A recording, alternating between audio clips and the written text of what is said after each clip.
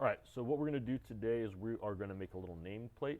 This is 10 centimeters wide by about 5 millimeters high, so half a centimeter high. To do this, we are going to use Fusion 360. So I'm going to go in here, and I'm going to make sure that first of all I have millimeters in my units. If that's not appropriate, I'm going to click here, make sure that I choose millimeters, and click OK to set it in that. And I am now going to go ahead and get I'm going to click on creating a sketch. And from here I'm going to choose and make sure I choose basically the bottom plane to start my building on. And I'm going to go up to create and choose the text tool. And with that, I'm going to select an area. I'm going to go up by 25, and each one of these is 25, so 25, 50, 75, 100. So 100 millimeters is 10 centimeters, which is where I want it. I'm going to click here. And now I can bring up my sample text. And here I'm going to go ahead and choose the name. So I'm going to choose John Smith as an example. Now, one of the things to consider here is you might want to change the size of this. Also, I want to make sure that the text that I'm choosing works well, because one thing that's going to happen is when I print this off, I'm not going to have this attached to anything, which is going to be a problem for me. So if that's a situation, I'm going to choose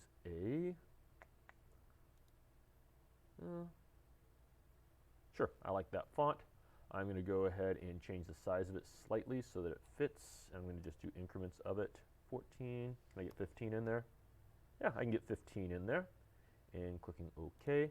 And next, this little circle is going to be just laying out there doing nothing, and I don't want that. So I'm going to go ahead and modify that by putting a bridge so that when it prints out, this will not be floating off on its own. I'm just going to release there. Yep, I got a little piece laid out. That's good. And now I'm going to put a base on so all of these things are connected. So I'm going to go down here to the base of it. I'm going to choose up a little bit and click and drag this all the way across so that it covers all the letters and I get it all printed out properly.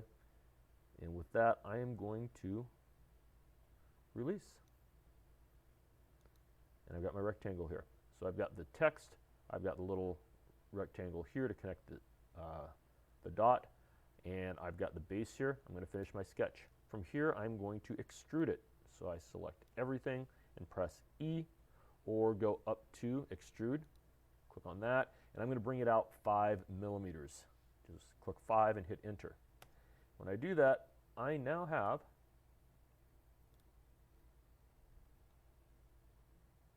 my little piece laid out in this way. So, only thing that I need to do now is I'm going to send it to a 3D file. I need to output this as an STL. So I'm going to go up to File right here, and I'm going to go down to 3D Print. And when it does it, it takes and automatically turns this into a mesh form, which is fine because I'm going to export it like that. If I was doing a lot more editing within Fusion 360, I wouldn't want it as this mesh form, but that's fine. I'm going to make sure that this send to 3D print utility is not checked, so I'm going to uncheck it, and I'm going to press OK. When I do that, it's going to ask me to save the file. Notice that it is STL files, and it says body. I do not want it to be named that. I need your name in it. So I'm just going to go ahead and name it, in this situation, John Smith. And I'm also going to put the period that I'm a part of. Let's just say I'm part of first period. So I'm going to put a 1 here. And then I will click Save. Next, I go to my email client. I find where I have saved this.